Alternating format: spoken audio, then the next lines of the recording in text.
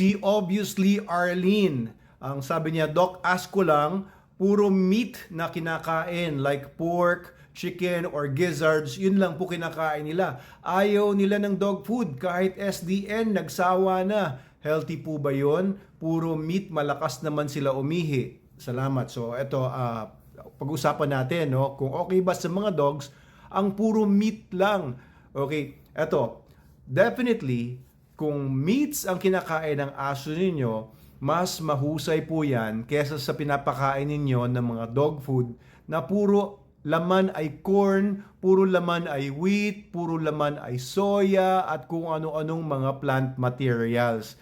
Bakit? Kasi po ang mga dogs ay carnivores. Sila po ay pinanganak na mga descendants ng mga wolves. And kung titignan nyo ang ngipin nila, they are still carnivores with carnivore teeth. Kung titignan nyo ang stomach nila, ang kanilang livers, kidneys, etc., ay sila pa rin po ay carnivores. Hindi po sila nag-involve. Hindi sila nag-evolve to becoming herbivores kagaya ng mga sheep and cows. Hindi naman naging parang ngipin ng baka or ngipin ng kambing yung mga aso natin, kahit ano pang sabihin natin nag-evolve pa yung mga breeds na yan.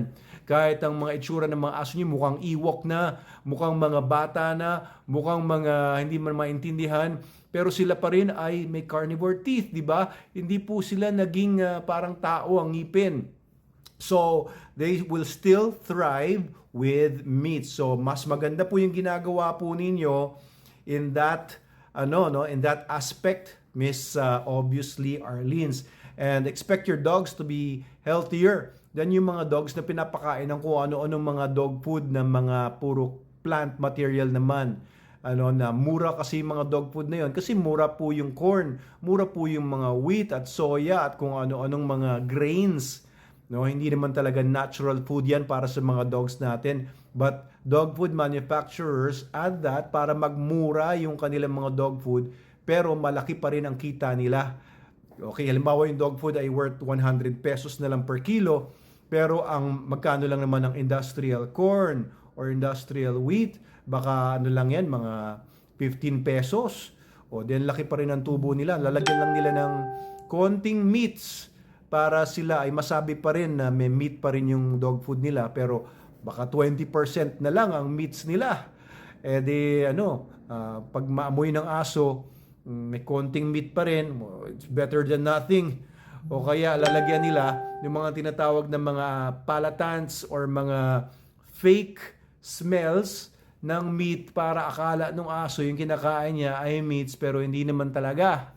Eventually, makikita nyo naman sa resulta nyo yan sa mga dogs ninyo. Maninipis yung mga aso na puro tabang hangin lang pero wala namang musculature or sakitin or may mga iba-ibang mga diferensya. So, if you really want to feed your dog the best, of course, SDN 42 yan. Pero papaano ito? Sabi ni Miss obviously Arlene's, nagsawa na daw sa SDN. Hindi ko alam kung anong pinapakaing SDN ni Miss Arlene. Baka SDN 28, SDN 21, or baka SDN 42. Kaso mas gusto yung nilutong karne.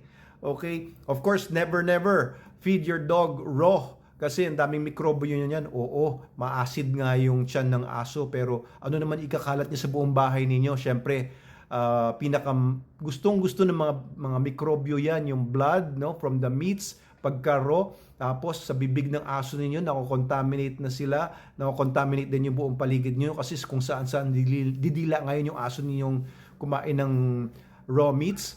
Di syempre yung buong bahay niyo ngayon puro mikrobyo na at parasites dahil doon sa raw food. Isipin mo, kumuha ka ng isang pirasong karne na raw, na puro dugo-dugo pa.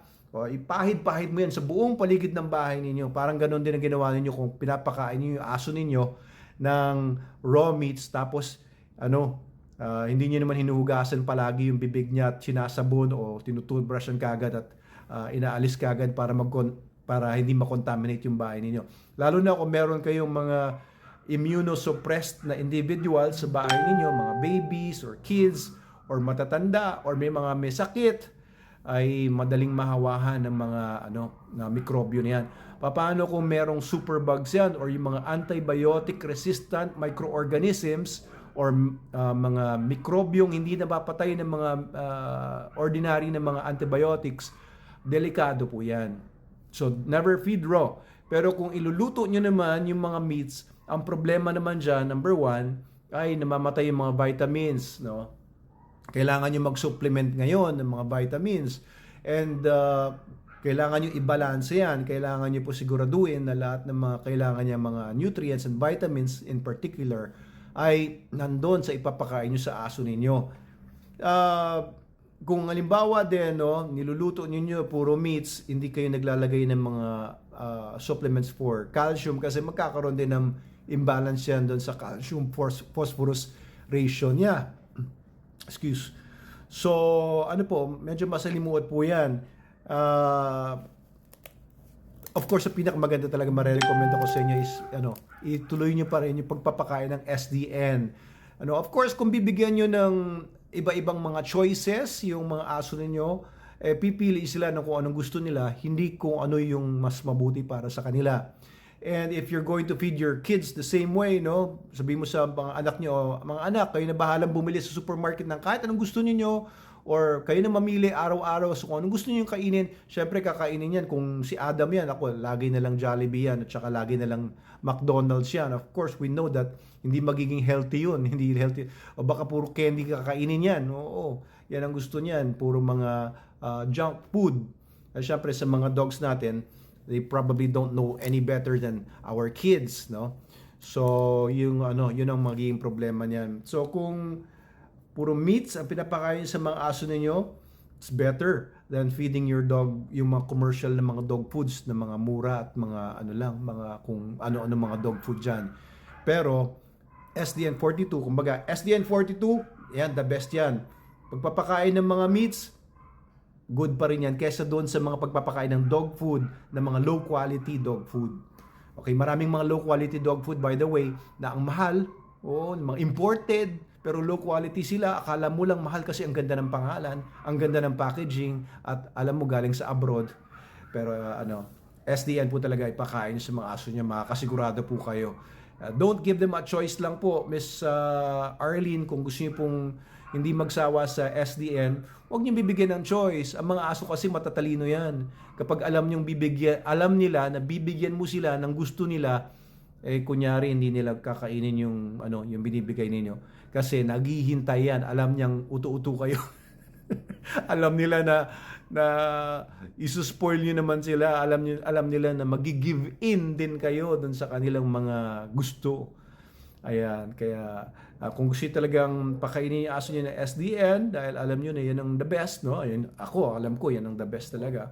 Better than yung pagpapakain lang ng mga meats, ay hindi ko sila bibigyan ng choice. And I don't give my dogs any choice, kaya lahat sila masaya naman sa SDN42. Hindi ako namomroblema na baka ayaw nila, magsawa sila. Wala kaming ganyang problema, and we have hundreds of dogs. Not one of them ay nagsawa sa SDN. Either busog lang sila or hindi pa sila gutom or may sakit. Yan hindi kakain ng SDN. Okay? So, Miss Arlene, ayan, ang isa pang problema rin kaya hindi ako nagpapakain ng all meat sa mga dogs ko. Una, yung price, no? Mahal kasi yung mga meats. And syempre, yung istorbo or yung waste ng time sa pamimili palagi ng meats, yung space ng storage sa ref ko or freezer, syempre, limitado yon. And 3, yung preparation time, ito mo, lulutuin mo or do whatever, may babalance mo, ang daming problema pa. Imbes na takal ka na ng takal ng tamang portion per day. So maraming mga disadvantages po ang pagpapakain ng mga meats bukod doon sa imbalance. And it's much better talaga to feed your dog SDN, the best dog food in the multiverse. So, ayan po, if you haven't followed our videos or our channels, please do so. Please share this video if you want. If you have any comment in whatever na pinag-usapan natin sa video nito, please comment below. Maraming salamat po. Doc Abel Manalo po ito. Mabuhay po kayo.